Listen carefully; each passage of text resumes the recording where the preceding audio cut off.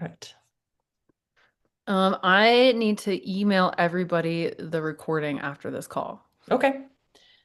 No problem. It doesn't look like we have a waiting room. Hi, Christina. Welcome. Feel free to be here. Yeah, I can Yay. jump out and come back in. I just wanted to check a temp. No, we love that you're here. Yay. Yes, we're so excited. Yeah. It means it worked and that all the tech things that could have gone wrong have not gone wrong because you're here. So Yep. no Very pressure. smooth. You just tested all of our systems. Yeah. Perfect. Yeah. Okay, I'm screen sharing, recording. Great. Alrighty.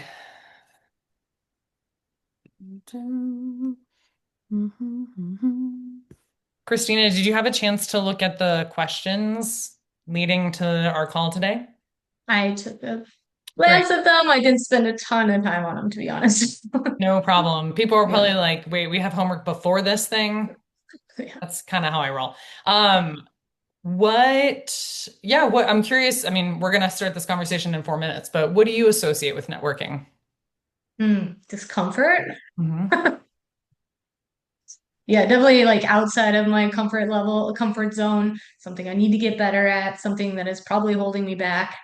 Um, yeah, probably a lot of imposter syndrome, like there's no logical reason for that, but here we are. Totally. Yeah, and that's honestly why we're here because I think without fail, that is the most common answer that we're going to get today is like, Mhm. I hate it. It's icky. I feel uncomfortable. It doesn't feel authentic. Like, and I feel like I'm doing it wrong. That about sums it up. Well, you've come to the right place. You'll hear me say that again as Yeah. everybody comes in, but I think it'll be reassuring to you when people submit their chat responses to that because it's true, I Yeah. think. But a lot of us can relate to that level of discomfort. That's why we're here. Okay. And then are you guys coaches in that new career coaching service platform as well? Great question. So yes, I Yeah. am one of the career collective coaches through Basecamp, and actually Jess is our program manager. So she oversees its entire functioning, and has graciously been organizing all of these workshops for folks. So Awesome. Yeah. yeah. Cool. Yeah. How did Because you that was part of signing up too, is I was like, oh, I could feel kind of I don't know, the vibe of advice. No, totally. And that's a great way of starting is like getting to know us through these kinds of workshops and more informal settings. And while it's not going to be bespoke and personalized to you specifically today, that's what a coaching session would enable you to do is like really hone in on you and your experience and how to leverage that. Yeah. Cool. And are you a job seeker, a freelancer, an employer? What's your role I right am between jobs, so I am seeking um, and not quite sure which direction to go in because I'm coming from a very non-linear path. Oh, Christina, it's like you know what topics we're hitting today because we are going to talk a little bit about what you've just said, like the nonlinear path and what that means for us, especially when we're in these settings. Hi, Maura or Mara? Maura? Hi, Laura. You said it right the first time. Maura. Awesome. Hi, Brian. Welcome. You're Thank probably you. like, I wasn't expecting to come in straight away. Well, welcome. We're here. Totally. Since you're all a little early, which we so appreciate timeliness, feel free to like grab a piece of paper, a pen, or a drink, or whatever you need to kind of like be here. Um, I'll repeat myself in 3 minutes when other people join, but we are recording this call. You will have access to the presentation deck after we've wrapped. And there's also a transcription. So if there's things that, like so and so said something that was really insightful and helpful, you'll be able to kind of capture that as well. So know that you have all those tools available to you. You don't need to scribble furiously unless that's the way you roll. So you'll have all the tools you need after our call is over. Cool. I'm also going to take a drink of water because we're about to have some fun.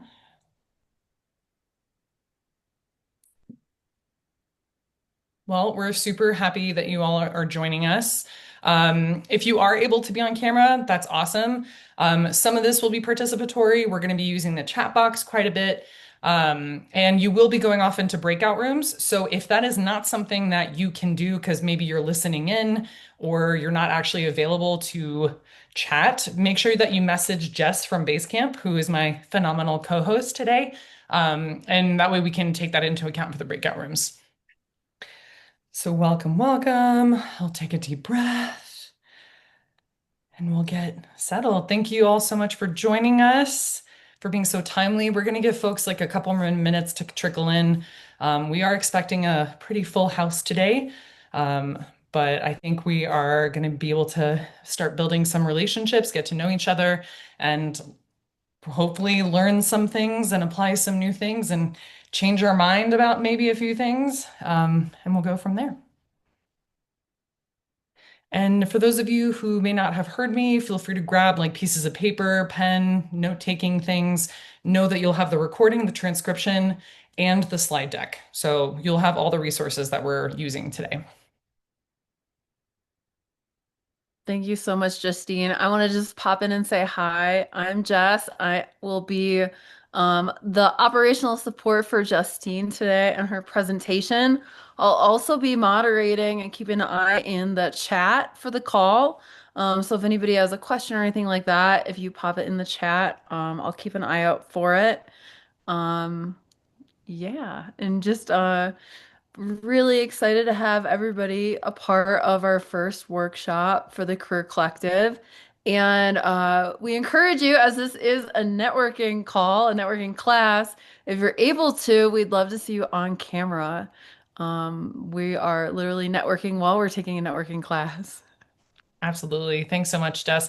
And for those of you that don't know, Jess is the program manager of the Basecamp Career Collective. So she is working with us coaches to get all the tech stuff ready to make sure that we like are able to schedule, that we're available to you all, and that you know which coach might be the best fit for you.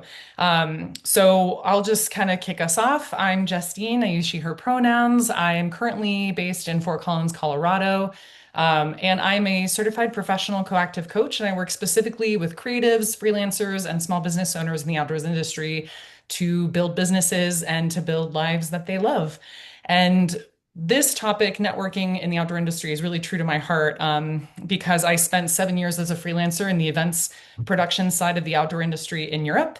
And networking, whether you're a freelancer, a job seeker, an employer, a business owner, is really essential to growth, whether that's growing your business, growing your career, growing your community, whatever that might be. And my goal in today's workshop is to really address maybe some of the common mistakes that we tend to make, maybe shift a little bit some of our mindsets, and then also give you some tactical tools to work with moving forward to make you more comfortable with networking and to feel like you have, tools in your toolbox to be able to move forward. So, a couple housekeeping things. We're going to send you off into breakout rooms at two different times today. If you are listening in or you're on like you're in a car or something like that, and you cannot be in a breakout room, please send a message to Jess so that she can take that into account when she sends folks out. Feel free to send any questions you have in the chat. We do have time at the end of the call for like a Q&A, a more global conversation around these topics. And like I mentioned, you will have access to everything presented here after the call as well to kind of like come back to and take notes with. So we'll be doing that from there. All right, so some of you may have seen that you had a couple preemptive questions before we hopped into our call today. And one of them is, when you think of networking, what comes up for you? So I'd love to have you all answer in the chat, like, what are some feelings, thoughts, stories, beliefs that you have when you think about networking? And with that, I'm going to take a deep breath. Whew, okay, here we go. Anxiety definitely comes up with networking sometimes. Totally. I see from Nicole in the chat too, it's hard. Yeah. What else is coming up for folks? Anxiety, mild panic, but I have to do it because that's what gets it going. Name tags, awkward handshakes, and standing alone at tables, connecting to real people, not just an email. So you know if you have something in common, often feels uncomfortable, robotic. How do I add value? Love that question. How do I introduce myself? Awesome. So the general pattern that a lot of people tend to express when it comes to networking is like that it's not that comfortable, whether it feels icky and authentic and extractive, or it feels forced, or it feels really awkward, or things like that. that can be a really big challenge to overcome. Some of you named a few different things in terms of like, oh, creating value. How do I introduce myself? So we're already at the stage of like, how do I make the most of these opportunities? But I really want to normalize the feeling of discomfort. There's a reason we started with this conversation in our workshops because it's one of the most fundamental components of business or career growth. Um, so, our first exercise that I'm going to have you do is I'm actually going to have you all introduce yourselves. So, this is when Jess is going to start sending us into breakout rooms. I can already see it on your faces. You're thrilled about the fact that we're starting with this. So, a few things that I'd like for you to just touch on is your names, your pronouns, your location, your outdoor pursuits, and what you do. So, it looks like there's about 20 something of us in here. Let us see about the breakout rooms.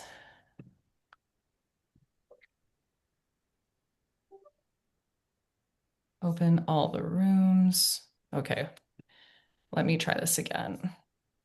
Recreate, recreate, perfect.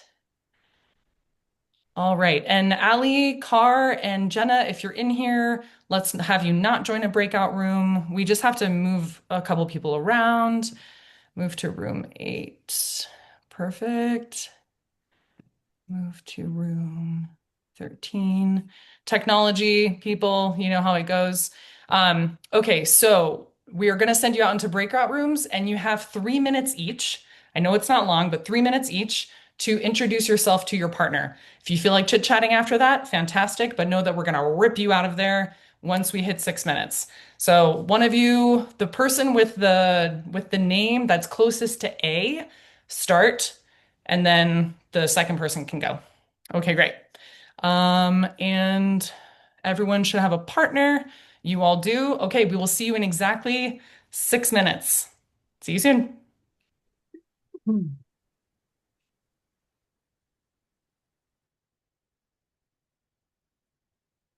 Because or else I'll forget.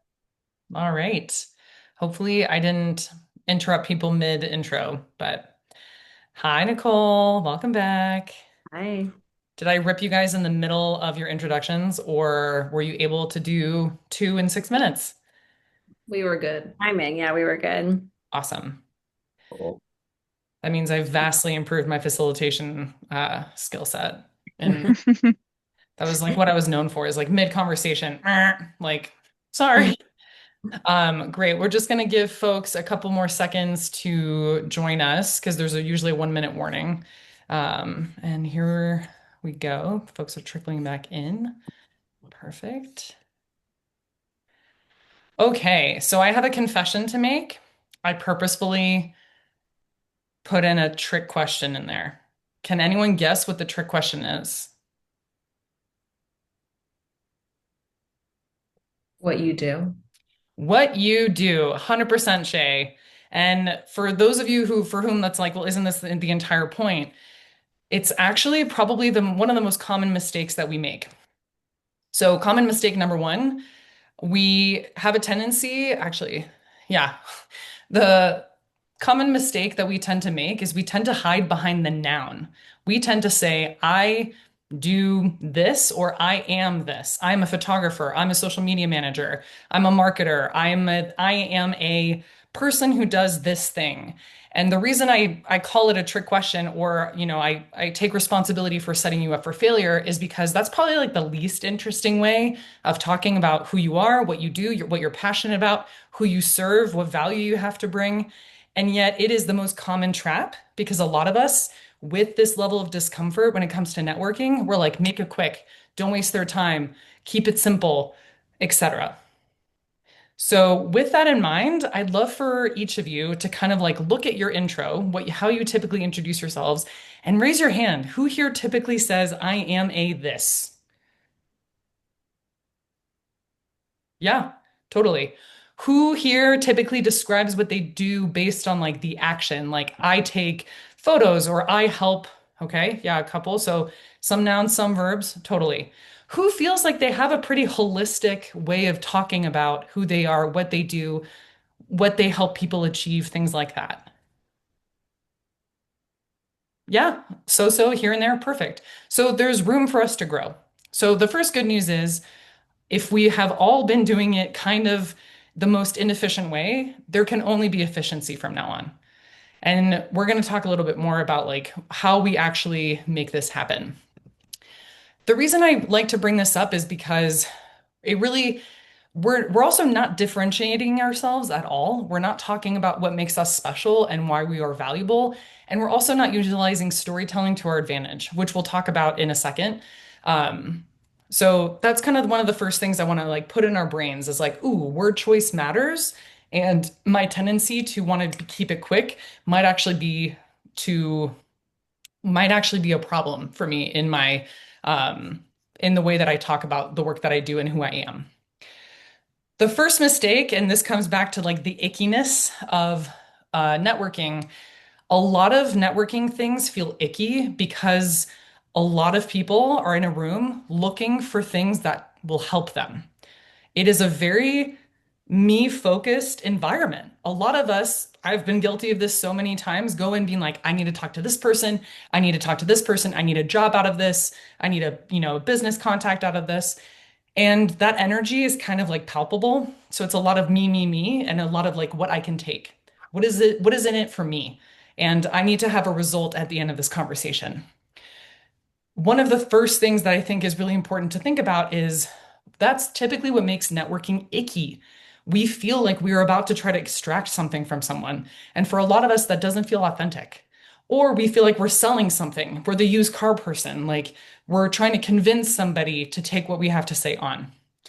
So shifting the energy from networking to connecting is actually probably a really powerful mindset shift that we underestimate. Because when you walk into a room looking to connect, you're not really necessarily just looking for what's in it for you. You're also trying to see, like, oh, who can I connect?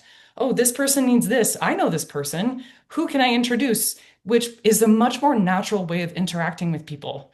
Like many of us do this on a regular occasion. We cannot wait to talk to somebody about the phenomenal haircut that we got and like how amazing this person is, or like how wonderful this boot fitter did, like in prepping our stuff for ski season, right? So it's a much more natural way of interacting with people.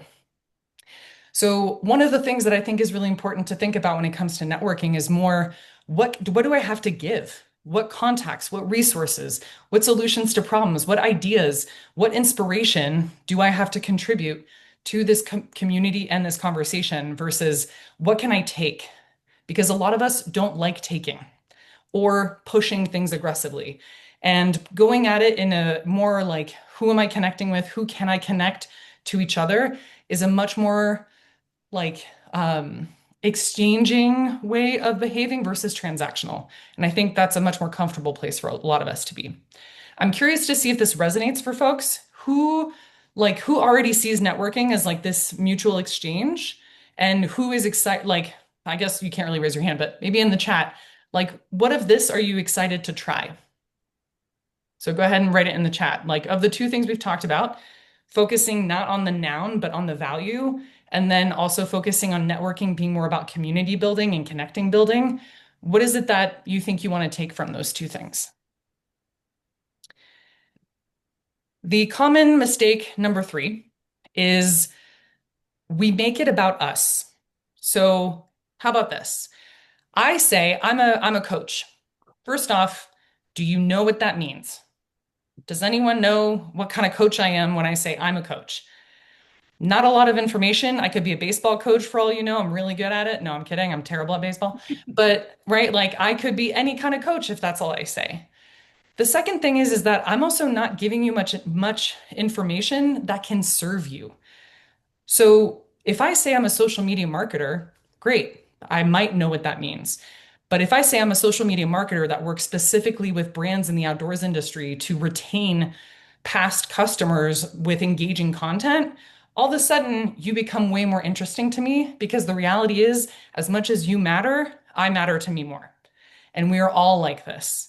And so we underutilize these moments to really communicate the value that we can bring to somebody and make it more about them.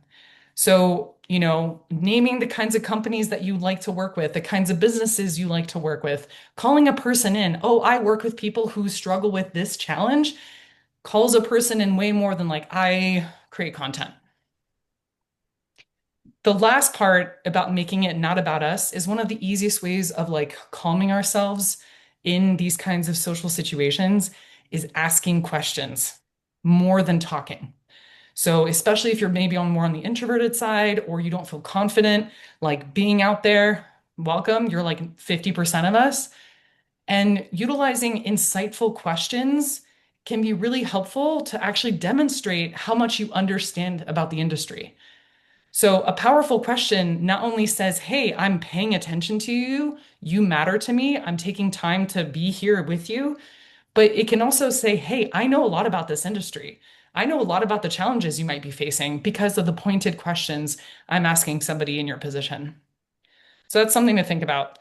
Um, I'm going to pop into the chat real quick to see what some of the things that you've brought up is focus on value, networking, focusing shift, how you might be able to help them.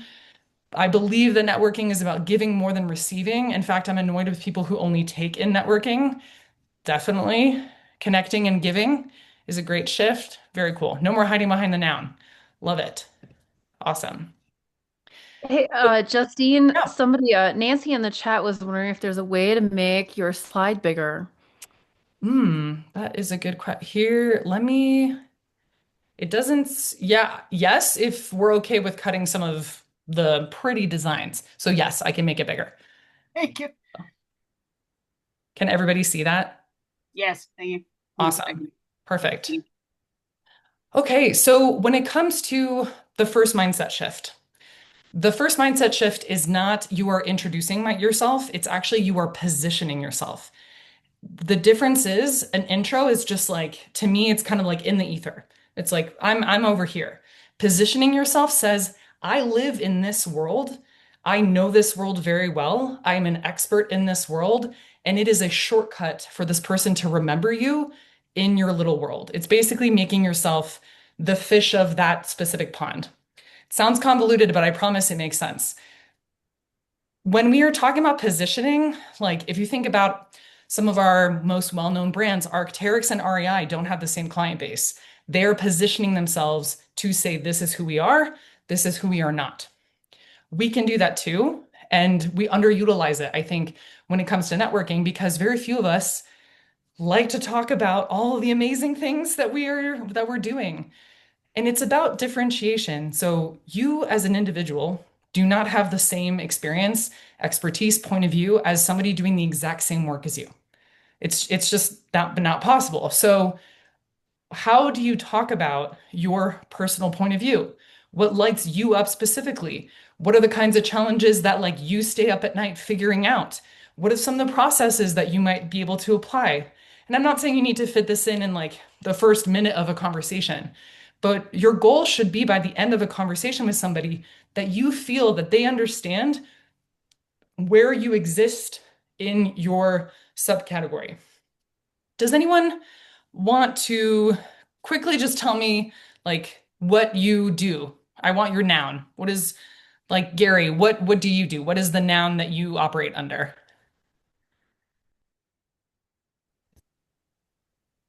Ooh, I did help I? business development initiatives. I help businesses grow holistically. I holistically help businesses grow. I've been a consultant for 20 years after working for a couple of corporations in the power sports industry for 13 years. And I've done everything from market strategy, competitive analysis, all that kind of stuff. I don't mean to bore you with all these terminologies, but basically people hire me who want to do something new. And I've done it on the media side too. That's the fun part. I did it for Bear Hunting Magazine. I helped them grow for about 3 years some time ago. I really enjoyed that. That was a lot of networking as well in the hunting industry. So just ways to just coming up with creative, cutting edge ways to help businesses grow in the outdoor space. Gary, I'm so glad that I picked you because Okay. you've hit, no, seriously, because you've hit so many of our examples. So Okay. what did we learn about Gary in the way that he introduced himself? He didn't say like, I am a this, first off, right? He says, I help people do this thing. We've learned about his experiences, his industry knowledge. We've learned about some of the skill sets that he has and potentially like the point of view and the legitimacy. I didn't put that there, but like kind of like reputation. So we've learned a lot about Gary and what he has to offer and the value he has to bring.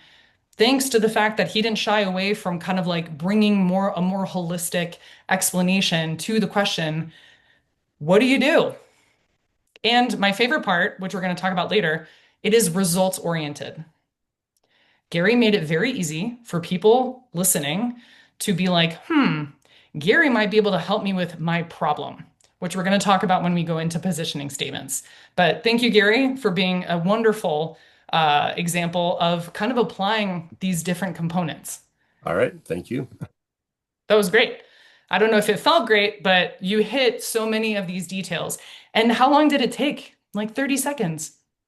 Yeah, we're not asking to take 2.5 hours up from someone with a presentation of who we are. These things can happen in these like micro moments. What just mentioned is the key. To be remembered, you have to make it easy to remember you.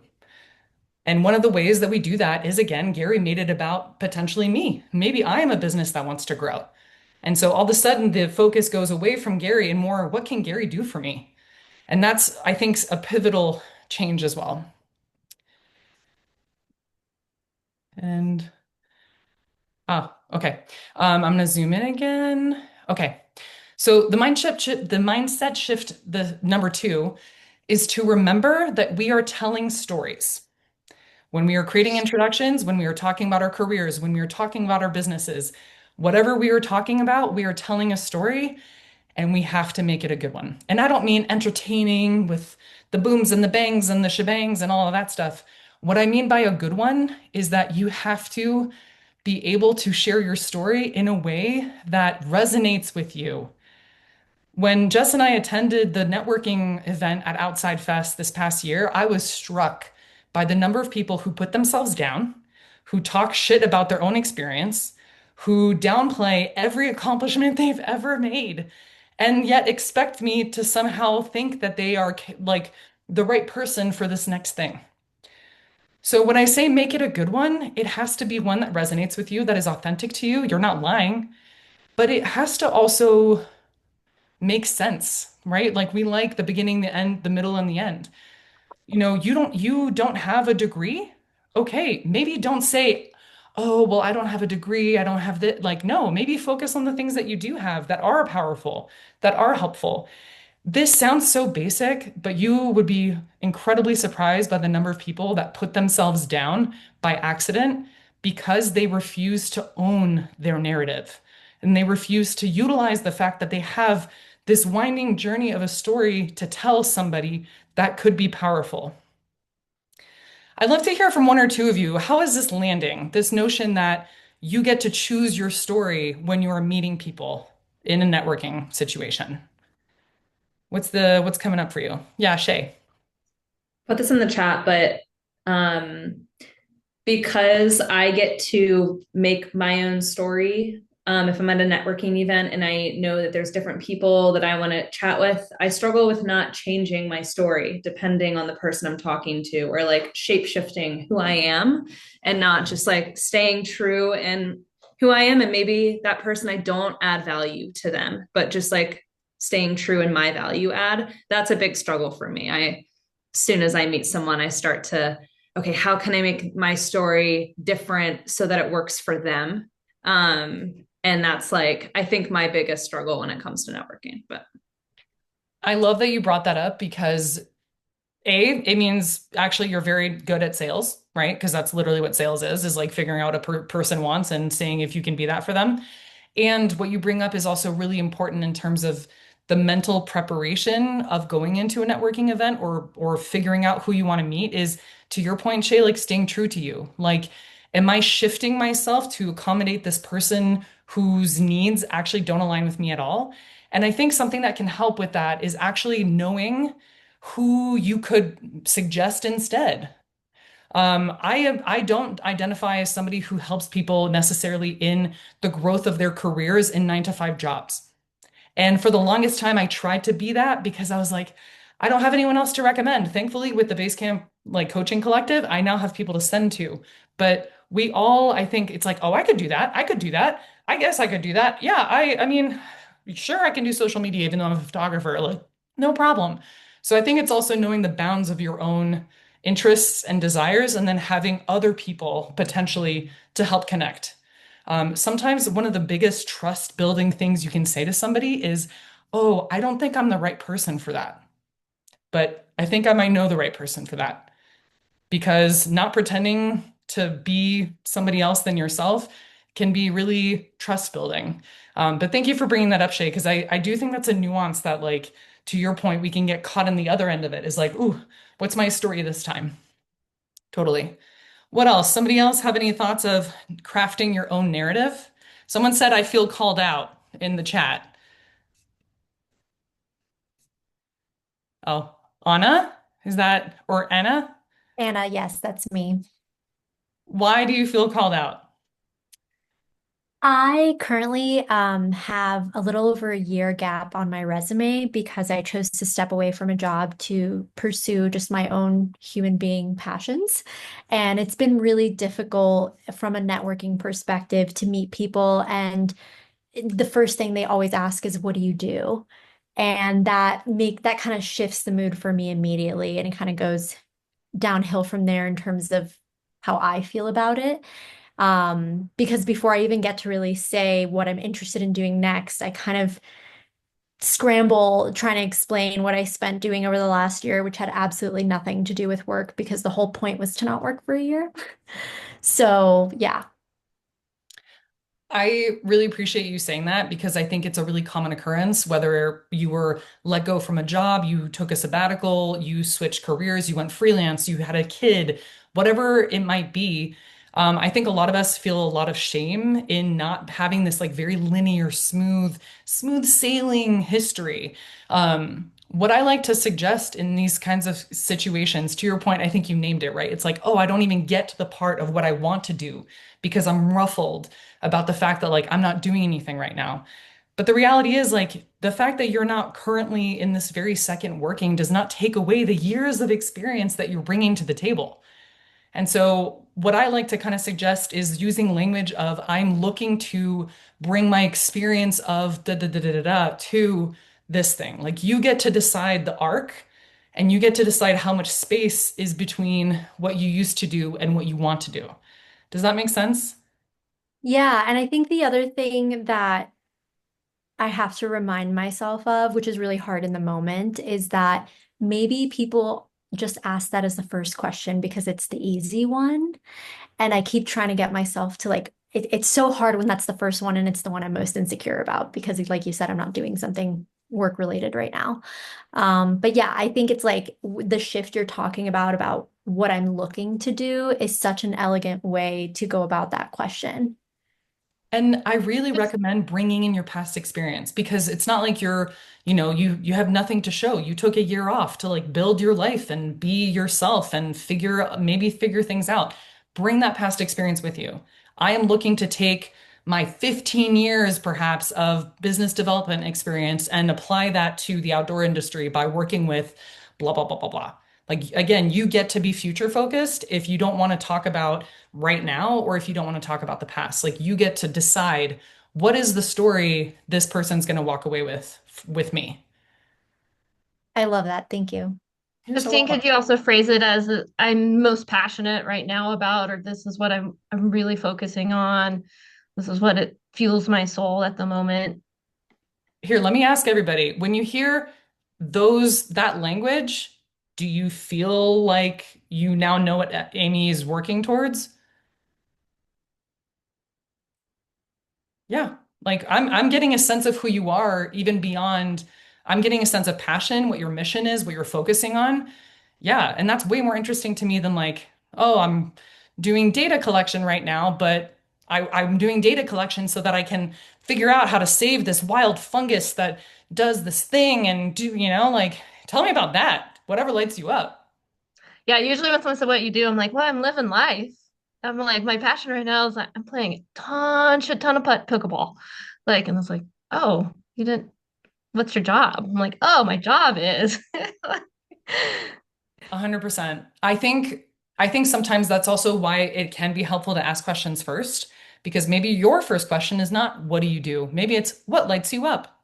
What are you passionate about? My personal favorite and the one that I always ask, typically, instead of trying to trick everybody at the first 5 minutes of the call, is what are you currently building for yourself? It could be a career, it could be a house, it could be a business, whatever. But I like the fact that it's more open-ended.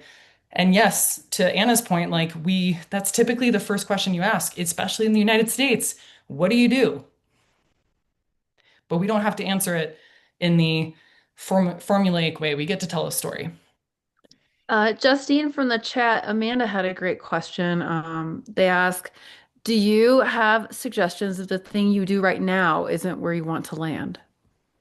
I would absolutely say where you want to go. Like, build me the vision. Where are you trying to go? What are you trying to build? Also, because when you're sharing a vision, you're actually inviting somebody in with you, which builds resonance with them. Like, and that is a kind of its own like powerful thing. A person's kind of coming with like, oh yeah, yeah, okay, cool. Yeah, me too. Apparently now I'm passionate about saving the wolves. Like, okay, cool. I'm right there with you. Like, there's something to be said about building an expansive vision with somebody and having them get excited alongside you. And the best part of that is that typically people feel inclined to say, how can I help? I was just going to add that it feels like in this group that's like the most receptive kind of networking because most people are so passionate about the personal passions we have and that the stories of either shifting careers or taking time off for you or transitioning to a new industry, those are all really good stories. Like people want to hear that, even if it means gaps, and you can totally turn it around and make it really uniquely a great story than just I do this. And yeah, it's kind of like where do you want to go? And what have you been doing? Love that. That's a really great point. I think the only time this falls maybe short of our hopes and expectations is when we start specifically saying, I want to work in the industry because I love this sport. I think because so many of us can relate to that feeling, especially if like let's say you're pitching to somebody who is an employer, they they assume you're passionate about the industry and they want to know why you'd be passionate about working with them, why you're passionate about the kind of work that you want to do for that company. So that's the only time I would say like embrace that nuance a little bit and to kind of Shay's point, maybe remember who you're talking to, like maybe add more about what it is that you're hoping to do for them versus like, oh, I just love cross country skiing. Awesome. Thank you guys. Here, let me switch back in here. I think that one challenge I'm running into, I love this discussion. I love person-to-person networking, is we're not networking with the algorithm when we're applying for jobs. It's the algorithm, and that's such a total dark side of the moon compared to this experience of actually getting to talk to people. So I'm hoping that Basecamp will be a venue to actually network, like, and actually people can get to know who you really are as a person, and I can get to know them as a person, as a company, etc.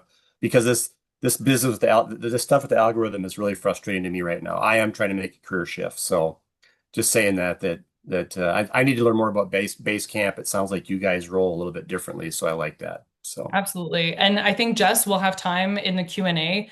Maybe mark that as one of the questions that you can help answer is specifically kind of like how Basecamp helps nurture this community. The only thing I will say to that is I think a lot of us network when we are in need. And that's one thing that we'll talk about later. But the in my opinion, and I know that we're coming up against like ethics in hiring processes and things like that, but in my opinion, in my experience, and Jess, feel free to correct me if you feel like I'm off base here, but I still think that personal relationships are key.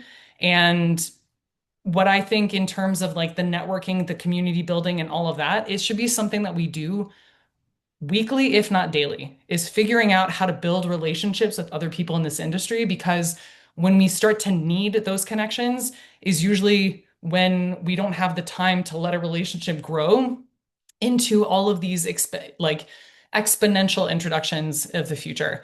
I'm not trying to evade your question, Gary. It's just I know Jess is a better person to answer it. And so I totally hear what you're saying. And I think that the only way to beat the algorithm is still building rapport with people.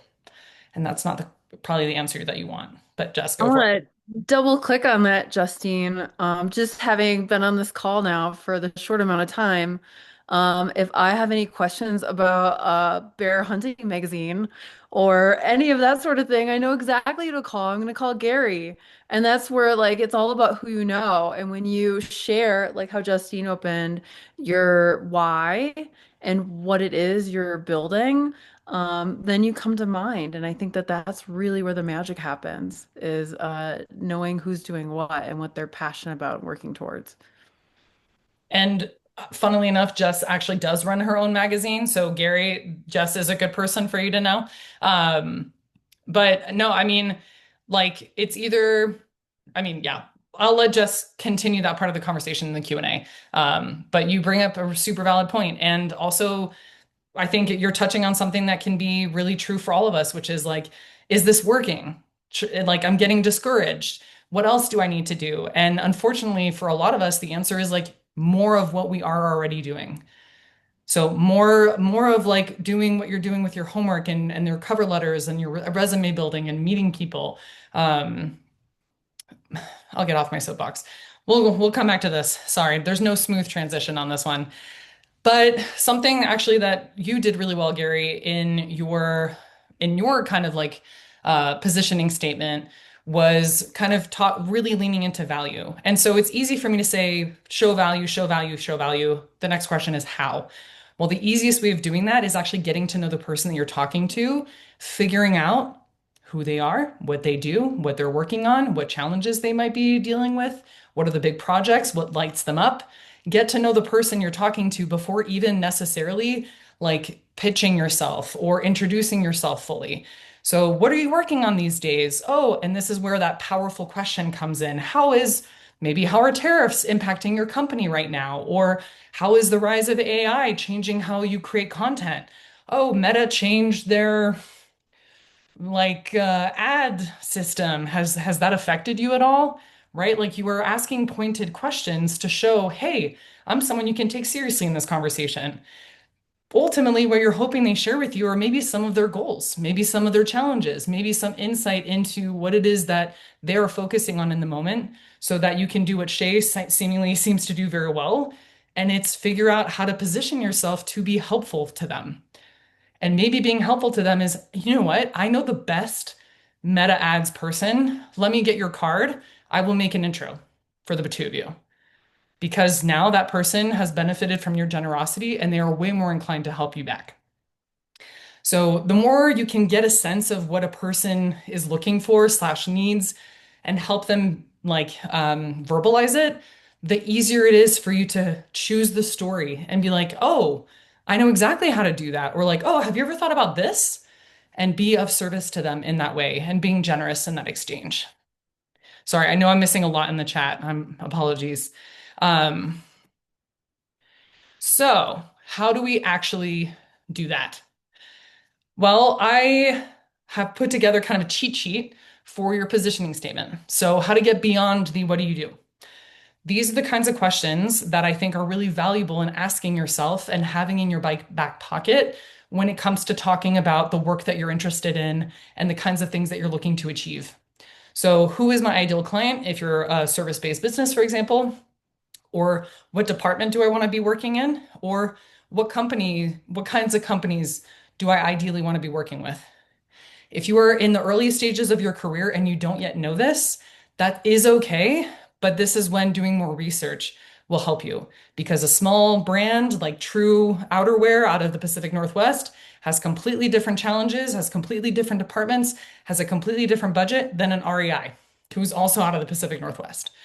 So I think that is an important thing to think about is making sure that you're actually quite clear on what it is that you are trying to achieve.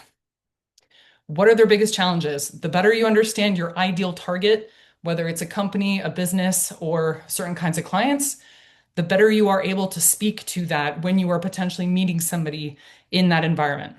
How do you solve those problems? You might have processes that you're taking with you from your past job. You might have a degree in something that is really valuable to this thing. How do you help these companies like deal with those issues? And if this sounds very businessy, it's because if the more you understand your role in the business, the more you can make a case for why you should be hired. So I think we're kind of in a stage of intrapreneurialness, which is kind of like this understanding of business, even when you're working corporate. And I think the more you're able to understand the big goals of your organization or the organization you want to work with, the more you can figure out how you can be helpful to them. What is the biggest outcome as a result of my work? Is really key, right? Like what are the results that I tend to provide? Gary, I think you finished off with, I help businesses grow or something very, it's basic, but it's clear. And then why is this important? I like this question the most because it's also why is this important to me? Why do I care about my work? Why do I care about this company? Why do I care about this product?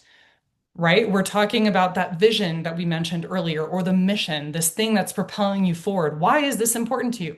Why do you care? Great, it pays the bills, health insurance, wonderful, etc. But like, tell me the vision that I can buy into. So for a few examples, we have the short and sweet. I help blank with their biggest outcome. So I help female business owners land new clients so they can grow their business. Fantastic.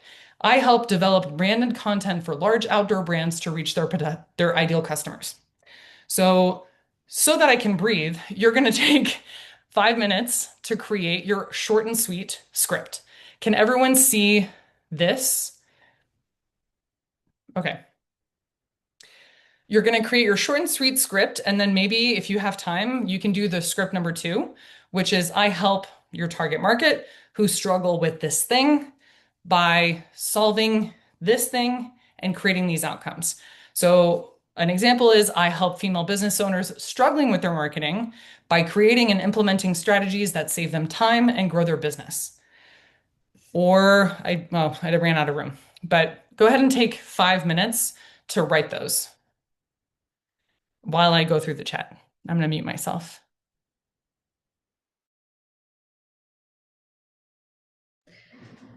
Justine, could you zoom out just a little bit? Sorry. Thank you.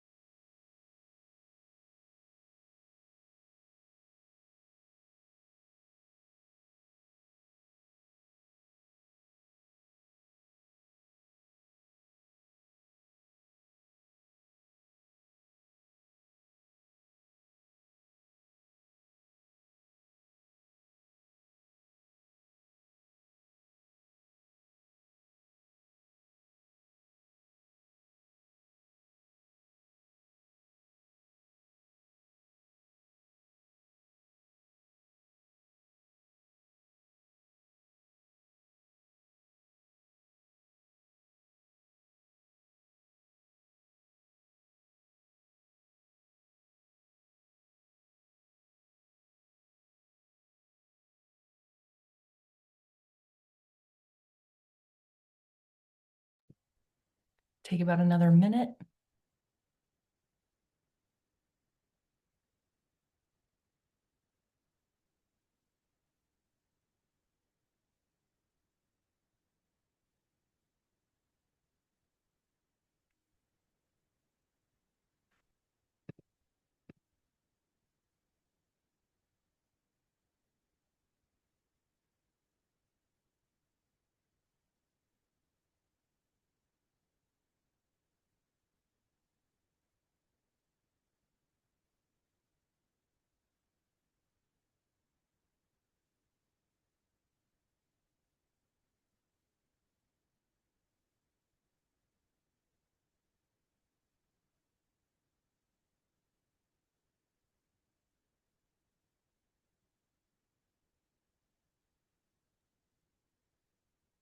Okay, we're gonna pause here and I'd love to see some examples in the chat.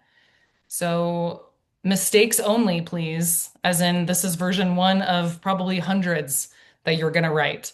Um, I saw a couple different questions in the chat, some of which we can touch on in the Q&A. I appreciate Karina puts, this makes it easier when you create your About Me section on your website or your portfolio, or sometimes like your statement of intent on a resume. It can really anchor you. And so a lot of this is mobile, movable, changeable, etc. And the idea is that you have something in your back pocket because I know that people have asked like, oh, well, if I only have 30 seconds with somebody, what do I tell them? This. Tell them this. Tell them whatever part of you think is the most important. Um, so Anna says, I help startups get aligned on the metrics that matter so that they can reach their next growth stage. I love that, Anna. I particularly love the fact that I didn't hear you apologize for taking a year off. Love it. Woo! My favorite. I help change lives by guiding people towards their next adventure while enabling companies to achieve their boldest goals, shaping and building teams that drive growth and transform industries. That took me all of 15 seconds to read, so you can definitely say that to somebody upon meeting them. Love it. I help companies create partnerships that increase exposure and drive revenue growth. Super clear. I know what you do. I help businesses connect with strategic partners to create additional income streams outside of their core operations. Awesome. Brilliant. So I know that I have said don't hide behind the noun. Love it. And I also think that it's okay for you to maybe say, as a blah, blah, blah, I help blah, blah, blah. Especially those of us who are very growth oriented, revenue oriented. We can talk about the goals that we're helping hit and the outcomes that we manage. Sometimes it does help to say, like, in what category, right? So you have my permission to use the noun. You do not have my permission to hide behind it. So at some point, if you feel like it's important to specify what your role is or what you want your role to be, right? If there's a specific name for that, you are welcome to use that in these as well. I help individuals, families align their values to their charitable giving by getting to know them and through storytelling so they can make an impact in their communities. And by doing this, I help nonprofits thrive. Awesome. Is there massaging to do? Every time, always. Every email, every networking event, every conversation, you will be massaging these statements. As Shay pointed out, sometimes you're going to emphasize one part, sometimes you're going to emphasize another part. But the goal is for you to have something concrete to work with moving forward. So again, you will have this deck. You have access to this. You can reuse it, rinse and repeat all you want.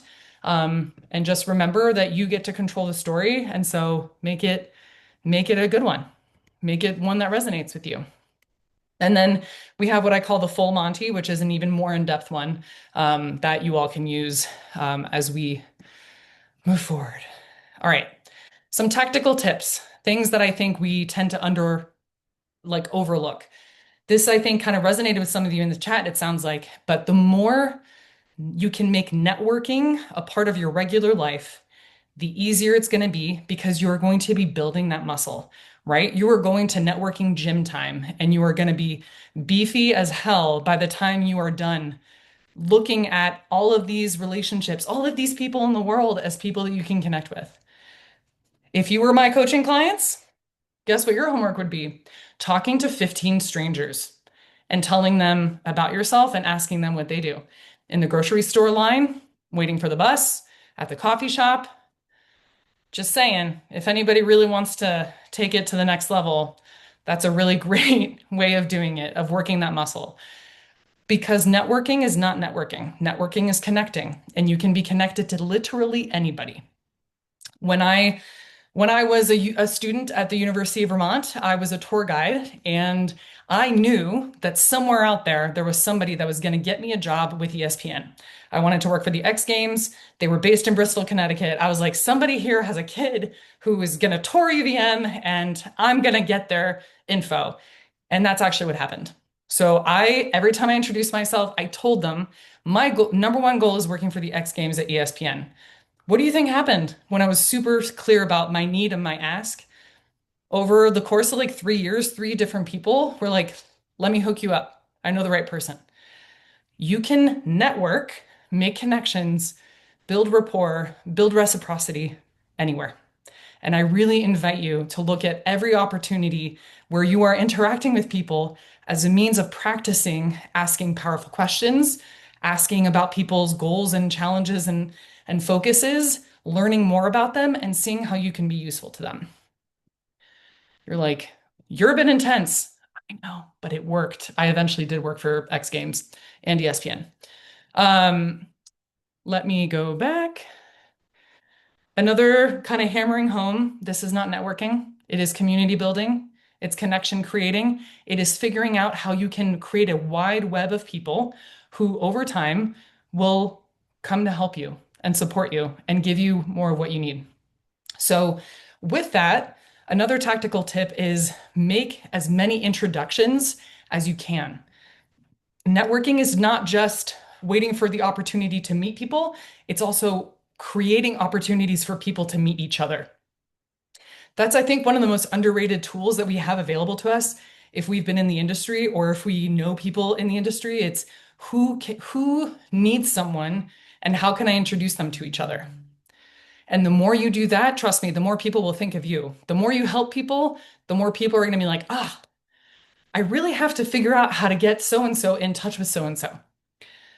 The second thing is, and I'm not saying this to be fake, but open some of your conversations with praise and admiration and sincerity, especially when it's people that like feel distant from you. So it's like the CEO of a company who just made a speech at a networking event. Start there. Be like, hey, I just want to let you know that that really impacted me. I really appreciated how you talked about X, Y, and Z. I'm so and so. Great opening. You're not like running up to them being like, ah, pick me. You're running up to them saying like, hey, your work matters. You have impact. I'm here to tell you that. The last thing, the last thing, honor the commitments you make. You get someone's card and you say, you can expect to hear from me in a week. By golly, they better hear from you in a week. You say, oh, I'm going to introduce you to this person. You better introduce them to that person. Back in the day, it was on business cards. You were supposed to write like what you've promised and when. Do that on your phone, do whatever you've got to do. But if you do not honor the commitments you make when you are in these networking or connecting opportunities, you are literally signaling to that person, hey, you weren't important enough for me to remember. And B, oh, this favor that I said I was going to make for you, you can't count on me for that either. And in a world where we are fighting for attention and we're fighting the algorithms and this and that, reliability, whether you're a freelancer, a service provider, or you're trying to like move up in a company, if you are not reliable, if you do not honor the commitments you make to people, that is a problem. And I have probably lost $50,000 in freelance contracts because I did not honor the commitments that I said I was going to do. Following up when I said I was going to follow up, emailing when I said I would email, getting a hold of somebody before, the busy season started. That's a lot of money to leave on the table because I just forgot or didn't want to or shied away from writing a follow-up email. Don't be me. Don't leave money on the table because you forgot.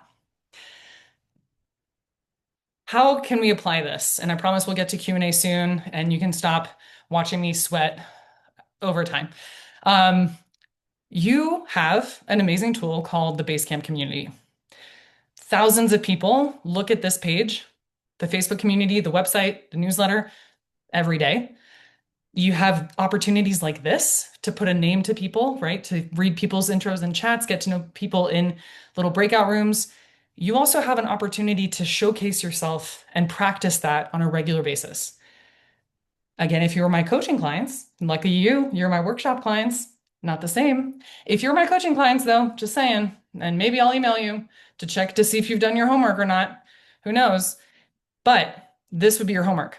If you have not introduced yourself on the Facebook group, you better be using your positioning statement to introduce yourself. I'm so tired of seeing people saying, can anyone help me find this job?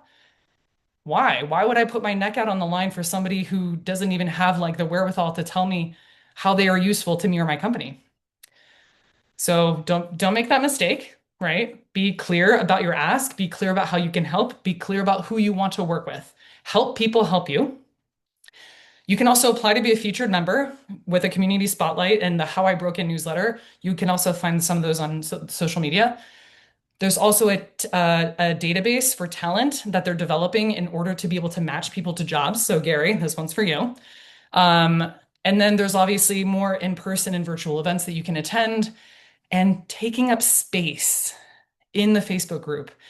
One of the most beautiful things that I get to witness when I'm in this Facebook community is how much people give advice, resources, connections, etc. Again, people want to help people who are being helped by you. So any opportunities that you have, yes, I know the internet can be a scary place, you know, but why not share? Why not like offer the beautiful things that you have to share with people because you have expertise, experience, wisdom, certifications, point of view, and you might have some insight that nobody else can have, and we need to hear from you. How to apply this? Oh, and in the future there will be that jobs board, so know that you can like create a profile on that soon. Again, if you want homework, I'm going to highly encourage action because that's how I roll. One of the first things that you can do is find the top 5 people who have helped you. This doesn't have to be in this industry, but by thinking back on the 5 people who have like helped you make moves, given you clients if you're a service provider, like told people about your product if you're a business owner, or even just like looked over your resume or made some intros, reach out to those people and figure out or ask how you can help them in return. This mutually exchanging relationship can take you beyond where you can imagine. It just needs to be nourished. Then it's finding the people that you most want to work with. Can you provide any value to them? Can you send them a book? Can you say something about the podcast that they were on and that you admire them as your first touch point in what will be a continuing email chain? Then it's also about asking your community who needs intros to who. I regularly, and this applies to all of you, if you go onto my LinkedIn and there's somebody in there that you want to meet, tell me. Tell me how I can help you.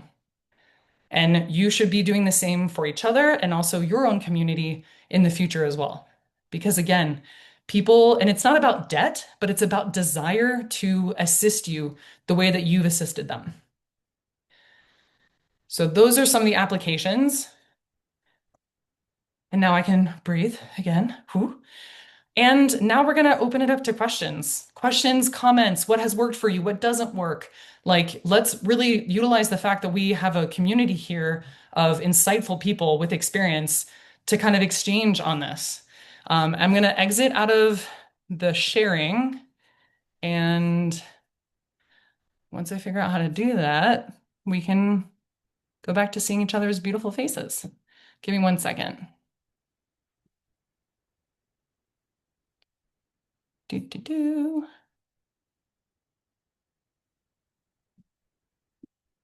Sorry, I don't actually know how to get rid of it. Is anybody a Zoom savant? Are we trying to stop sharing our screen, Justine? Yes. You should be able to click share and then click maybe stop sharing. It doesn't seem to let me. It keeps wanting to share. Anybody? At the very bottom in the middle, you can't just. Ah, you were screen sharing. Stop share. Thank you. Yes. Wrong button I was looking for. Okay. I'm pretty done talking. You guys have been a wonderful audience, and let's get into the meat of things. So, Jess, are there any specific questions that came up that you want to voice that we can kind of dive into? I want to ask a question I heard a lot at that outside festival event that we were at. A lot of folks want to know if they should still get business cards, if that's a thing. Can you speak to business cards at all, or maybe alternatives? You know, thinking of going to a networking event or something like that. Is that still a thing people do? Great question. So I think I'm a Luddite. I still use a paper calendar, for example. So maybe I'm the wrong person to ask. I think business cards are still powerful tools. I think having something physical that they put in their pocket or that they find later is actually kind of like a nice hit of memory of like, oh, right, this person. I don't think you get the same from a phone. But what I have seen is people use QR codes to send people straight to their portfolios or like the .com cards. I'm seeing people plug in some business cards that are mobile. I personally have attended a few networking events where people have given me their information via this like website thing and I've lost it in like all my browser tabs. I'm sharing a lot of who I am to you all now. You saw all my tabs open earlier, but like that's a very common thing to have happen to me. So do you want to be handing out business cards? I would say print them. What do you have to lose?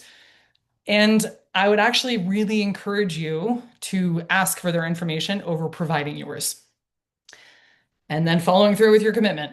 So asking somebody to do the work for you if they are somebody that you want to get to know better, I actually think do the opposite. Hey, is it cool if I email you in the next week and, send over a link to my portfolio? Asking for consent, asking for permission always helps because your future self, who might be experiencing a bit of imposter syndrome, needs to remember that that person said, yes, reach out to me. Just a heads up.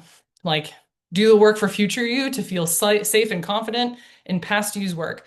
So I would actually personally ask for either a business card or info, or like, or finding a way to taking the initiative to put the responsibility on you to maintaining contact. And Brian says, I think it is hard to follow up with that commitment if you have a card in your pocket. Do you want to elaborate on that, Brian?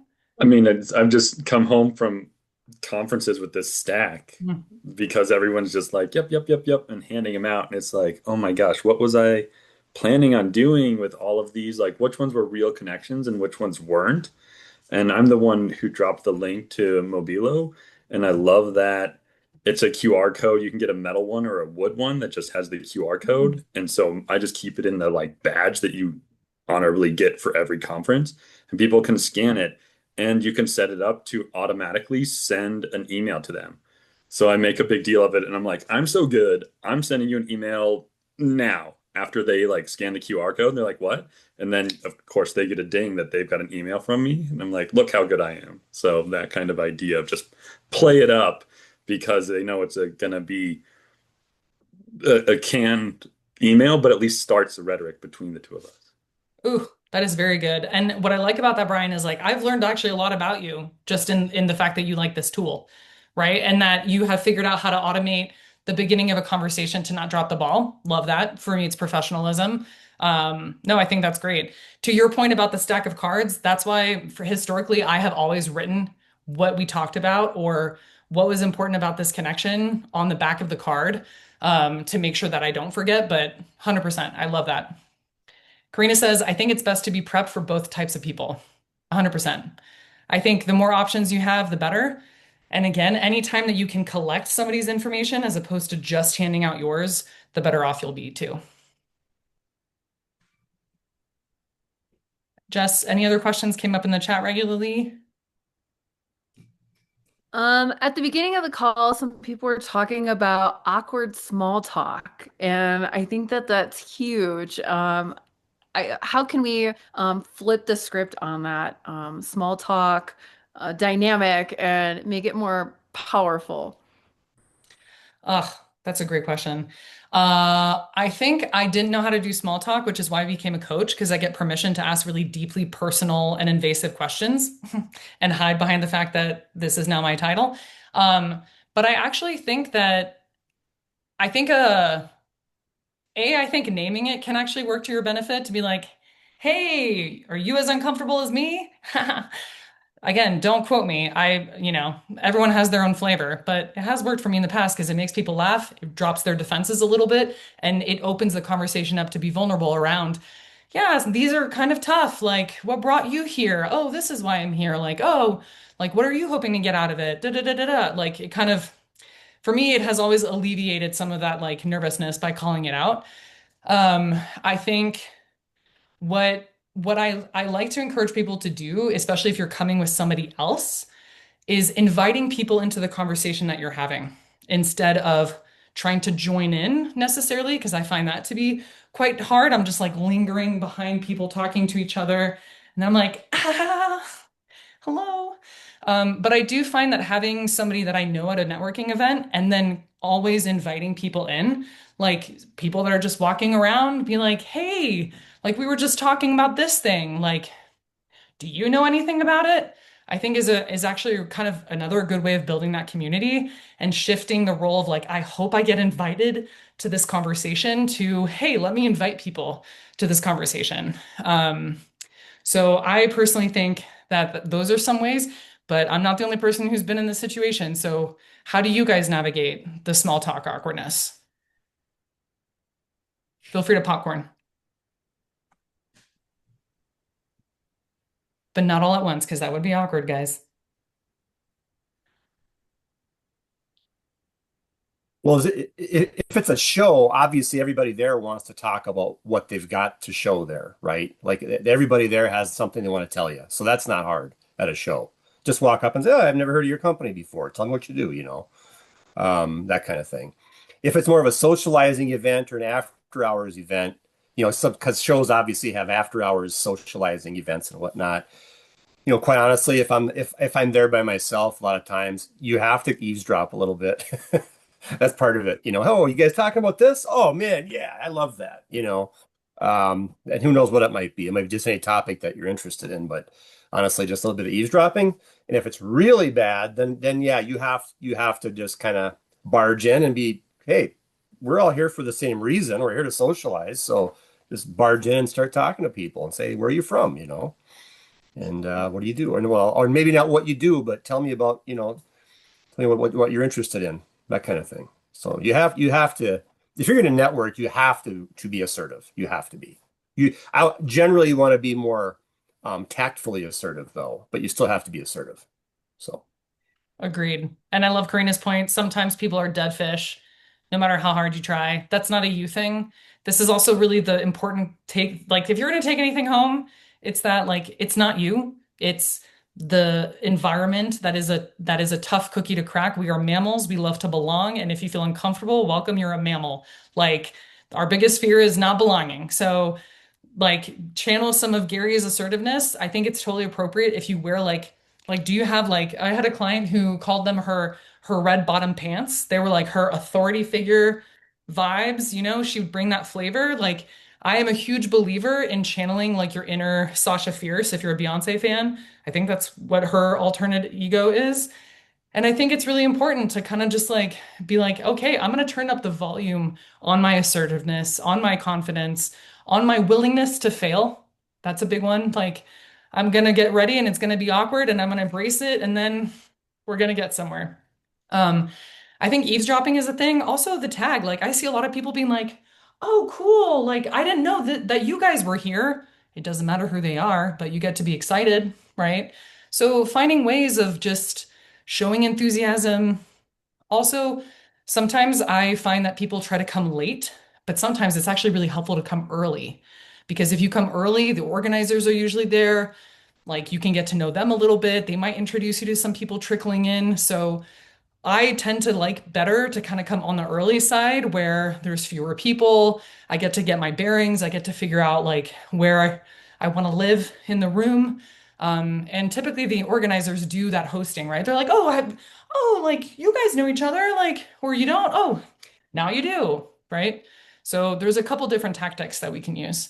Um, what is what is the system for keeping track of nurturing your relationships? Whew. Well, I have an entire other workshop on outreach and tracking and all of that in itself, but I think whatever tool you are actually going to use. I'm so tired of people being like Monday, Notion, Asana, Excel. It doesn't matter. It's really what is the thing that's going to keep you in a place where you know where you're at with people and you are tracking like the process and procedure. The one thing I will absolutely share is the big mistake that people make, in my opinion, when it comes to outreach, especially if you don't know the person well, is they're like just following up, just following up, just following up with no new information. Share your portfolio, share what you've been up to, share the podcast that you heard that they might benefit from, share a news article, like make them understand who you are at a deeper level with each point of contact that you have with them. That for me is like a non-negotiable. It should be almost like a newsletter type thing where you're deepening trust over time versus like, I'm just popping into your inbox. The other thing I think you should do is let them know that you will be reaching out again. Give your future self permission to reach out thanks to past self. So like I can only imagine how busy you guys are with the launch of the winter collection, which looks great by the way. Hey, I do my research. I'll be sure to get back in touch with you come March if I haven't heard back. And what do? We honor our commitment and come March, we send that email. So that's my cheat sheet for outreach. Um, for the scripts that you and how you describe value add, how would you word it so that you're staying true versus, oh yeah. So the authenticity of what is a lie and what is true, and also how do I shape the narrative? I think it's totally okay, acceptable to say like, oh, right now I'm currently doing X, Y, and Z, and I'm hoping it evolves into this kind of role. Or I'm excited to take what I'm learning in data collection and apply it to marketing analysis, which is what I'm passionate about and what I, got my degree in. Make that relationship make sense. Does that help, Maura? Yeah, definitely. It was definitely just about how to adhere what maybe on the outside looks like two completely, whether it's opposite industries or opposite roles. Like I know some people here might be trying to jump industries or jump roles and maybe do both at the same time, which is what I'm trying to do. So definitely just about, but the script part of it is making it short and sweet. So I guess that's what I was struggling with when I was writing it. But that does make sense. I mean, and maybe the script is actually like, I'm really excited to take this experience or like take my tech industry experience and apply it to the outdoor industry in this kind of role, right? It's like, again, if it's directionally what you want to have happen, take that person there. You're not lying. You're just saying this is where I'm at right now, and this is where I'm gonna take it in the future. Um,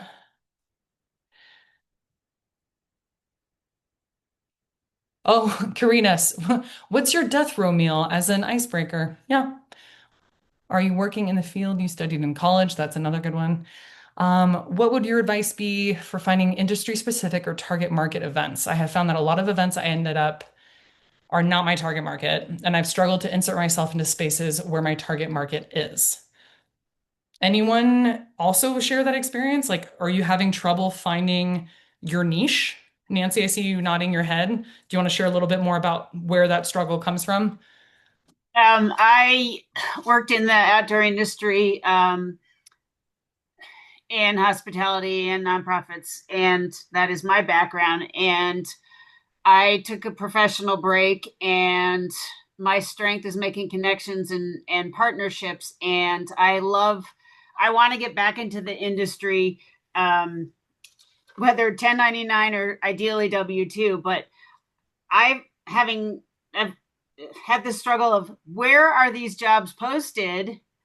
I know VF tends to post on Indeed, for example, but unless you're a member of OAI, you can't. It's very cost prohibitive to go to their regular events, or you can't go to their regular events. And so it's finding the postings, but also finding the networking events. I don't have any issues at the networking events. It's just finding, yeah, I'd love to go to those events, but I'm not a member and the membership is cost prohibitive. So hopefully maybe you can give us some light on that. So in answer to your question. I mean, from an event standpoint, I totally get where you're coming from. I have always been in business for myself. So pitching to me has always been part of the challenge that I have chosen. I don't like to work for people. I like to work for me. The challenge is finding people to work with. And that shapes my notion that even if you are looking for a job, if you're looking for job growth, you don't even have to be a business owner, but it helps to think like a business owner. And pitching is the one thing you have control over. So you don't have control over how much events cost or the people that you're going to meet there or whether that's a good use of your time, but your ability to research, to connect, to find the right people, to show up, to do a road trip just of like hospitality places where you're asking to meet the manager and you're getting in front of the hiring person, to me, that is what is in your control. What you also have control over is creating your own community. So, Aubrey, that might not be the answer that you're looking for, but especially thinking about like where does these communities exist? The answer is they may not, or the kinds of community that you want to be a part of may not exist. And maybe people need you to build one. So I think those are those two. Jess, did you want to add something? Yeah, I want to speak to that because I think a lot of people have that question, like how to find those events. And it's not always obvious, you know, it's not always like this is a job event. Although Base Camp, we did have a really obvious job event at the Outside Festival. But sometimes they're adjacent or not anything you'd think of. I'm lucky I live in Golden, Colorado. I work in Boulder, Colorado. But if I go to a group bike ride or a group trail run, half of the people there work in the outdoor industry. And it's not an obvious networking event. It's not a thing where I'm going there about a job. I'm going on a trail run and we're all going to meet for beers after. And I'm going to meet tons of people in the industry or go to adjacent things. Tomorrow morning, I'm going to Creative Mornings, which lots of folks within the outdoor industry are creative. So some of those folks go there, but there's a big mix. So sometimes it's not an obvious like job fair that's really going to get you the introductions. Sometimes it's a group bike ride. I was Totally. going to interject that for people who feel like an outsider like they feel like you don't fit into these different groups that they're in. I can tell you that a lot of my work in my consulting career has been building bridges to adjacent markets, right? Like I'll talk. So if someone has a basic product or service that they're good at in their space, but you know about your space, find a way to bridge that because a lot of times people are looking for adjacent markets, adjacent opportunities to what they're already good at. And as long as it's not too big of a leap, as long as it's sort of related, it's like, well, actually, I could get you into this. I could get you into this, and a lot of what you do, you could do here too in this space. I would look at it as a strength, actually. Try to turn that into a strength if you feel like a bit of an outsider. Being the outsider, you can be the cool kid sometimes. You're the one that's got all the knowledge of something that none of these people know about. So I wouldn't be afraid to leverage that a little bit. Actually, they always say if you can't fix it, feature it, right? So I would just say don't be bashful about that. Try to build bridges to your space and what you are good at and what you are authentically, sincerely, knowledgeable of, because a lot of people might want to bridge over to that. So I love that. And to kind of bounce off of that too, I think industry adjacent things might cross over into what it is that you're doing. Like here in hospitality, my thought goes to like, oh, maybe there's like food and bev meetups or conversations or, like organizations that are mo less cost prohibitive. They're not exactly in your industry of interest, but like food and bev works a lot in hospitality. Or maybe it's like maybe it's like a ski area or a rural Colorado meetup because there's a lot of hospitality that's associated with like rural areas. So it's kind of getting creative of where could my people meet and and also making sure that it's like time and energy effective for you. Like, okay, what is a good outcome? Is it only one person's contact info? Then does that feel worthwhile to me? Okay, I might risk it. But also doing the math for yourself of like, okay, if I'm putting in this much time, energy, and money, what am I hoping to get out of it? And what are the chances of that happening? And sometimes the answer is like, no, it doesn't match up. And that's okay too. Feel like I haven't seen any new There questions. was a question earlier, Justine. It's a little on the nose for me. Somebody asked, how do you know when it's time to invest in a coach? Oh, well, um, that's a great question. I mean, the real answer is that it's incredibly personal, right? You are the only person to kind of echo what I said earlier. You're the only person that can do the math of time, energy, and money versus the outcome that you're hoping for. And you're the only person that can decide whether the person that you are potentially investing in feels like they are the closest thing that's going to get you somewhere.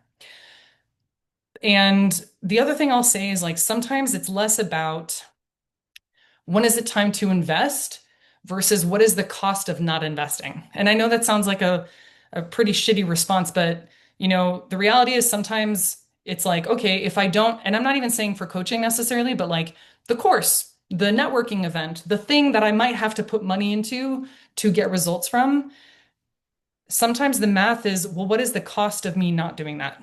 What is, if I'm in the same place next year, is that cost enough to justify like doing it now? Um, so that's kind of like my more global point of view.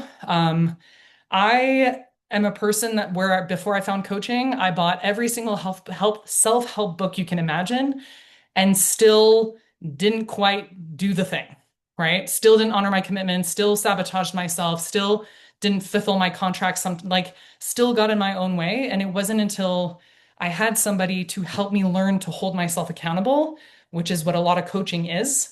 It's helping build those skills that I made significant changes in my life for the better. But again, you are the only people that can do that math. What I encourage you to do is doing things like this, taste testing, right? Like I'm not everybody's coach. I'm not like not everyone's my client. But other coaches will be rolling out other workshops, so you get the chance to interact with them there. We're also real human beings, so like you can email us and be like, "Can you tell me more about yourself?" or like, "How do you work?" or whatever. Or do you know someone who can help me with X, Y, and Z? I'm a real person. I'm not great at email, but I do answer within 48 hours typically. So you can email me, permission granted. Okay. Don't tell me you're going to email me, and if you don't, I'm going to call you out. Yeah, Shay.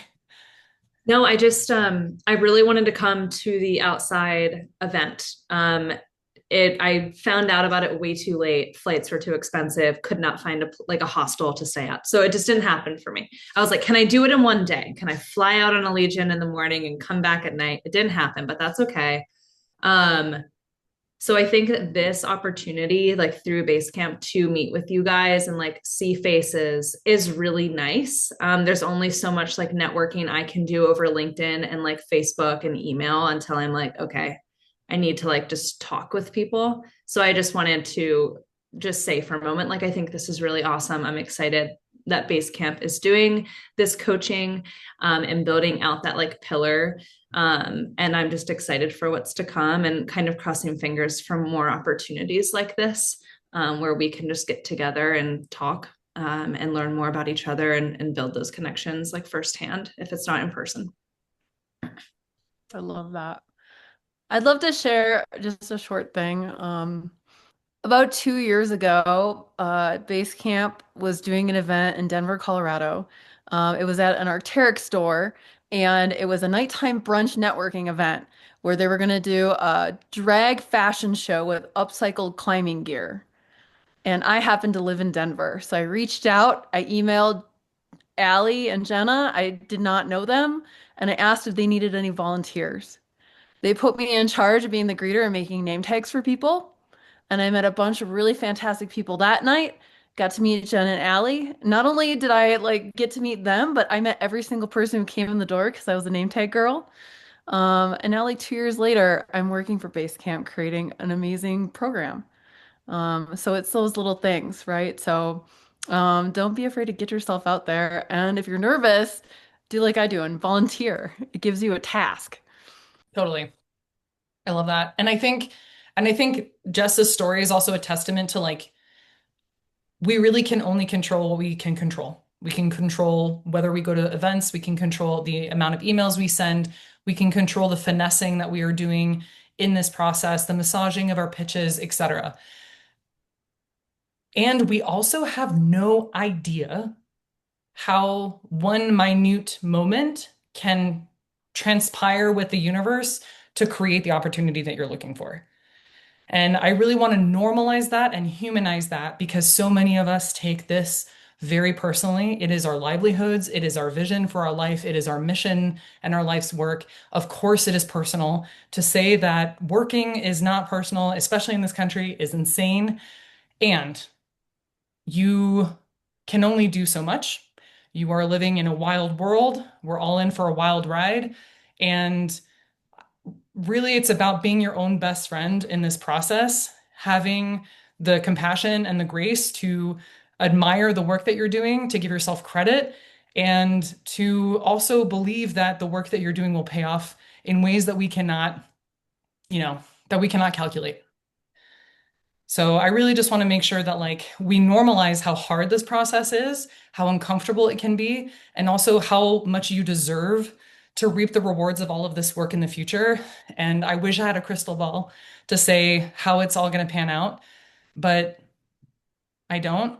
And all you have is your ability to wake up every day and be resilient and the skills that you have, which are so plentiful. So trust yourselves, craft your narrative that is empowering and resonant and takes you forward, not backwards, and connect. And that's the spiel. But thank you all so much for attending. I know we're 1 minute over time. I really want to be respectful of your time. I'm a real human. I'm not going to volunteer Jess, but she's also a real human. You just met a bunch of real people. I don't know how everyone feels about sharing their emails, but we do have everyone's emails. If people would like to stay in touch, that's maybe something that we can do. You'll have the recording, the transcription, the deck from today. Please utilize Basecamp, utilize each other, share, be generous, and just continue to put one foot in front of the other. Thank you Thank all you. so much. Thank you. Bye. Amazing. Thanks so much, Thank you, everybody. Rachel. That's Thank you. great.